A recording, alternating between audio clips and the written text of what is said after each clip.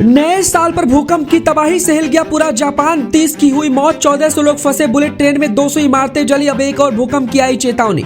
एक दिन में 155 झटके से खौफ में हैं लोग। जापान की मदद के लिए भारत ने बढ़ाया हाथ। अंधेरे में डूबे 31,000 से ज्यादा घर। अब सुनामी का भी खतरा मंडराया। नए साल का जैसे ही हुआ आगाज, जापान में आए भूकंप ने पूरी दुनिया को कपा दिया। घर और सड़कें हुई तबाह, गाड़ियां धरती के अंदर समाई। देखिए बर्बादी की पूरी कहानी। जी, इधर पूरी दुनिया नए साल का जश्न मना रही थी, तो उधर जापान में आए भूकंप ने नए साल के जश्न को मातम में बदल दिया। जापान के साथ साथ पूरी दुनिया इस भयावह दृश्य को देखकर कांप उठी। जापान के इतिहास में नए साल का आगाज कुछ ऐसा हुआ जो कभी भूल से भी नहीं भुला सकेंगे।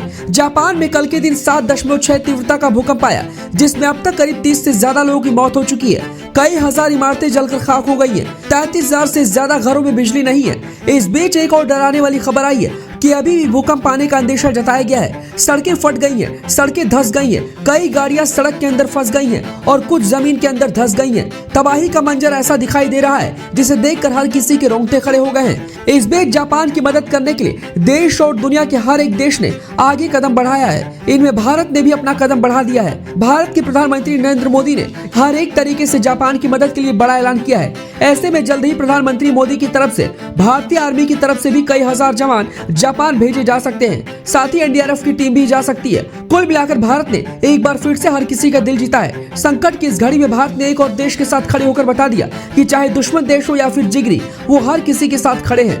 भूकंप पर लगातार खबरें अपडेट हो रही हैं, जिनमें खबर आई है कि नाको एयरपोर्ट बंद कर दिया गया है। भारतीय दूतावास ने इमरजेंसी नंबर जारी कर दिया है। इसकी जानकारी सोशल मीडिया एक्स पर पोस्ट के जरिए दी गई है। इस नंबर पर कोई भी शख्स सरकार से मदद मांग सकता है। ईमेल आईडी भी जारी की गई है। इशिकावा शहर का सुजू पोर्ट बना एक सेंटर पूरी तरीके से तबाह हो गया है। भूकंप की वजह से समुद्र में लहरें उठ रही हैं, सड़कों में दरारें आ गई हैं। भूकंप की वजह से इमारत में आग लग गई है। जापान की राजा ने नए साल का कार्यक्रम रद्द कर दिया है। हजारों जवान लोगों को बचाने में लगे हैं। जापान की प्रधानमंत्री ने कहा है कि कम समय में ज्यादा लोगों की जान बचाना है। जापान में रहने वाले लोगों को ऊंची जगह पर जाने के लिए कहा गया है। पूरा जापान अभी भी खौफ में जी रहा है और अपनी जिंदगी के लिए ऊपर वाले से कामना कर रहा है। जापान में भूकंप के दौरान भारत के एक्टर जूनियर एनटीआर भी मौजूद थे और वो सुरक्षित अपने घर लौट आए हैं। उन्होंने जापान में पीड़ित लोगों की रिकवरी होने की कामना की है।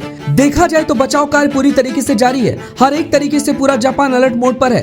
कई हजार भारतीय भी फंसे हुए हैं, जिन्हें सुरक्षित निकालने के लिए लगातार काम चल रहा है। पूरी दुनिया जापान के लिए दुआ प्रार्थना कर रही है। इस भूकंप की वजह से दुनिया की अर्थव्यवस्था पर भी असर पड़ेगा, क्योंकि कई सारी चीजें जापान दूसरे देशों में सप्लाई करता है। ऐसे में देखा जाए तो कहीं न कहीं इसका असर हर एक देश में पड़ने वाला है। फिलहाल सुरक्षा बचाव कार्य जारी है। आगे क्या कुछ होता है, इसकी सारी जानकारी हम आपको खबरों के माध्यम से अपडेट करते रहेंगे। इस खबर पर आपका क्या कुछ कहना है, कमेंट कर जरूर